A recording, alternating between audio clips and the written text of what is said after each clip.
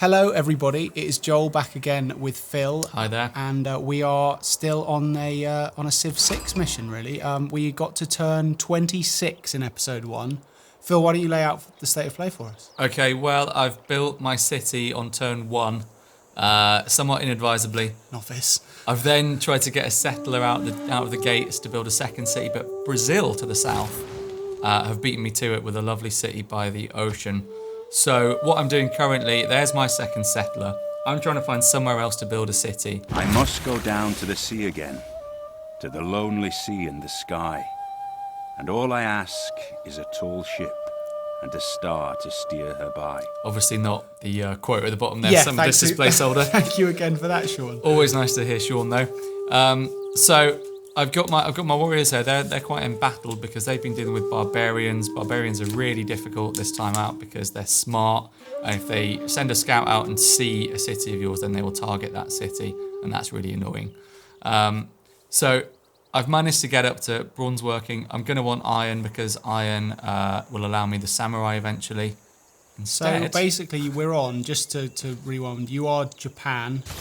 I'm playing as the Japanese. You've got 150 turns, and you're sort of angling towards a more science-orientated victory. Yeah. If it were to continue further into the future, Getting myself in a good position for science. Yeah, exactly. Because I've done a lot of military domination victories with the Japanese in Civ 5. Now you recently did a huge Civ 5 game. Is that right? Yeah, with Japan. So I wanted to pick Japan again because it would be this sort of Welcome to the United Teddy States. Roosevelt. Teddy. If you conduct yourself well, you can consider us friends. Well, can we, Teddy? Can we consider you friends? Hang on. Is this a foreshadowing? I don't want to. Spoilers. No spoilers here, but the impression I got from that was that we'd live together in harmony. Well, it sounded like that to me. It sounded very cordial. Very positive gestures and everything there. We'll see how that plays out. So we've met 2 civs now. There's Brazil to the south and America. America. One America. There is one solitary America. There's Pedro. Imagine todas as conquistas surpreendentes que as mentes brilhantes da minha nação realizarão. He's rocking those epaulets, isn't he, Pedro? Yes, indeed. So what he's doing there is letting us know that he has an objective. So each civilization has a particular thing that they want. He wants a load of great people. And he's happy with us at the moment because we're not trying to build great people. And other civilizations, as we get to know them... Really. I know, yeah. We're not Your a threat. people aren't good, really, are they? Other civilizations, as we get to know them, will also approach us and let us know that they want this thing and they're happy or unhappy with us because we may or may not be trying to do the same thing. Right. Particularly of note there is America. See what they want and how they react to... Okay, well, we'll wait and see. So what's going on here then? You're just scouting more? Well, I'm scouting with warriors, which isn't ideal because they don't have as fast a movement speed as a scout, but I've skipped that whole stage because usually the early game's a bit easier than this and you can get away with sending your settlers off and without having scouted the whole area. And now that's what you're doing. You're sending your settlers with a view to a second location. Yeah. But as it turns out, I've started quite far to the north of the map, and you can see about sort of 5 or 6 hex tiles above me. It's just the tundra there, and that's not very rich pickings to build a city on. It will slow the growth rate, and for districts, there won't be very much variation. Like you might get a mountain, but probably not a mountain, a quarry, farmland, river, as I have down in Kyoto. So I'm ambling along, trying to find somewhere that might be nice. Meanwhile, there are barbarians sniffing around. No, I know they're pretty slow. These builders, who I've just realised still exist, have been sleeping since episode 1. And the problem that possibly like some of the audience, but the problem that I face is that I don't realise yet how builders work. There's some barbarians. Right, this looks like it might be bad. Well, I've got a passive bonus here because I'm next to an ocean tile and I'm playing as a Japanese. So I should be okay. Okay. I mean, it was more the shirtless, rippling torsos that I was scared of. Yeah, they are barbarians in every sense of the word. Very uncouth. So I've reawakened these builders. They don't work like workers in previous Civ games. You can't automate them. So I've gained that extra tile, which means I can build a farm there, which is going to help the production, the growth rate of my city. Brutal efficiency there. Yeah, and now I get to build something else. What am I going to go for? Do you have I'd say a warrior, but Feels like you could have done with a scout, but I mean, it's a bit Gone late with now. another builder. Again, I'm relying on old Civ tactics. Like I just would have built loads of settlers and workers, Oh, they sent them flew. off to automate. Well, it's interesting though, and people will be interested to see how their old tactics or their tried and trusted methods will fare in the new game, given the changes. Yeah, and I'd say, like particularly in the case of Japan, there's not really much value in going after the old tactics because it doesn't go well, as you're about to see. So I've got a settler here, and I've just come across a barbarian. The barbarian's a cavalry unit, so he's really quick. I can only move one tile at a time. He can move loads. I'm in a lot of trouble. It does look that way. That TBC. That warrior is miles away. He's not going to be able to help out. He's got his own battles to win.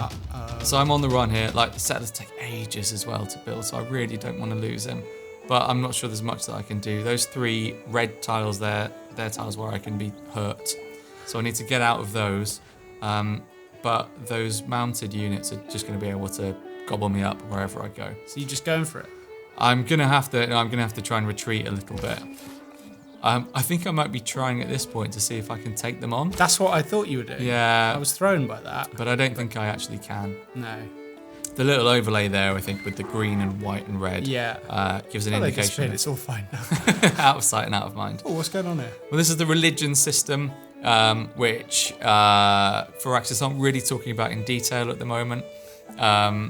But Like this isn't happening. yeah, it exists, and I pick some of The things the you options. can see here. Now, my role here is to play the man who is acting like he knows nothing about Civ, which I'm really good at for some strange reason. Is it the case that the tactics from Civ 5 not working in Civ 6, is that more of a step change than in previous games? Like, has that always been the case from a major Civ to a major Civ, or is that more of a shake-up this time around? The tactics of The each fact that the civilization tactics is- from the previous game aren't going to work so well here, has that always been the case when you've gone from, Yeah. Civ 2 to, It's pretty much always been the case because the perks have been so specific. Right. Like it was always going to be unlikely that that you'd get exactly 2 culture, say, from a fishing boat. And in fact, that was added in the Gods and Kings expansion in Civ 5, so it's not even a base game thing. So you're always going to have to adapt a little bit. And I'm also having to adapt my tactics because I'm playing on a high difficulty than I usually would be. Which is probably on easy. It's probably the difficulty most people are playing. I'm just really wondering how bad. We are, by the Hello. grace of Here we go. God, Victoria, Victoria. Queen of the United Kingdom of Great Britain and Ireland. And soon, dare I say, the Empire. The Empire. A much more coquettish Queen Victoria than I'm used to seeing but depicted. also with a sort of an air of menace to what she's Yeah. been saying, I think. Very young, Victoria. So we're exchanging information on our capitals. I'm just trying to keep everyone appeased at the moment because I want a science victory. It's London. Yeah, a little sketch of London at least. Yeah. It gives us an idea of how big the world map is as well. It's not enormous. No. It's the standard world map size. I like to play on larger, extra large, or even in Civ 5 use some mods and get ridiculous world map sizes, which again makes my early game a little bit easier. I'm keeping my settlers just about alive, but you know, what's the point? I'm going to end up settling my next city on the tile next to Kyoto. I've got a builder there. He can't do anything on that marshland, so I'm going to move him over there and he'll build a quarry. Should I have the requisite tech? I'll find out next turn. Something to look forward to. Oh, what's going on? We just get a bit of ambient noise here. Music stopped. It's building up the tension for Phil, I I'm feel no scared. reason at all. Okay, fine. We'll move on rapidly then. Although I am in danger here, my settler's still not out of the woods, and Yeah, I it feels don't like they're have just a going to warrior pursue you until until that. Don't reinvent it. So Oh. I've lost my settler. The horse captured me. He's gone. On the plus side, captured you. I've learned the wheel. So if only I'd had the wheel a turn How do ago. you learn the wheel while being captured by horsemen? I think I learned like sailing like a before the wheel. Seems like a strange way to learn about the wheel, by being put on the back of a horse and ridden away. But there we go. Just as wheels. If only. So that was a coincidence, really. But I'll get to choose my next. So also at the bottom there, you can see that 3 civilizations on that scroll wheel are roughly the same point. yeah. So we're all in the ancient era. And if one of them jumps into the next era, which I think is the Renaissance, then you'll see that depicted in the scroll wheel, and that puts a bit of pressure on you if you're going for the science victory. I'm not sure what I'm going to go for here. I think I'm probably just really disheartened that I've lost that settler. However, I've got a bit of money in the bank. I've got some dollar bill or some yen. I've got 441 gold, which I haven't spent all game. And what I might be reduced to is buying a settler to replace that unit that I lost. Right. Because being 38 turns in and still not having a second city is really bad form. Oh, that's a shambles, mate. Brazil's got that sorted out. It was luxuries like Early air doors. conditioning that brought down the Roman Empire. With air conditioning, their windows were shut. They couldn't hear the barbarians coming. So it's not always Sean Bean then? No. Or will it be? Maybe that's Marcus placeholder. Aurelius talking about air conditioning Yeah. there. So I have unlocked a bunch of different cards here. I'm going to ponder over them for a little bit.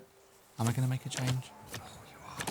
All production towards settlers, because I know I need a settler. So I've boosted production by 50%. It'll take half as many turns. And if I do that, well, I've only got my capital as well, so my capital's quite good at production. There's a like sort of the, like a claymation thing. Yeah, it is quite going on. brutal though. You're basically just swinging a massive rock into the man's face and Yeah. then crushing his skull. I think combat's a bit more detailed in the visuals than it has been in previous civs. And then you found a little settlement there. Yeah, that's another barbarian camp, so I've got to get rid of those. They're That's where they everywhere. all spawn from. And he's really close to my capital, and I'd quite like to build a city by that ocean now, I think. Well, what's happening here? Trade deal? Victoria's come to me. She wants open borders in exchange for 14 gold, which is fine by me. It means that she can move her units across my borders if she wants. Like, the downside would be if she did want to sort of sneak attack me, she you could said sort of... no. She could move... You've refused that, is what you've done there. I think I've tried to negotiate and it's gone badly. Oh. So Thanks for keeping the peace on the continent. Bully for you. what Teddy Roosevelt's telling us there is that he likes peace on his continent.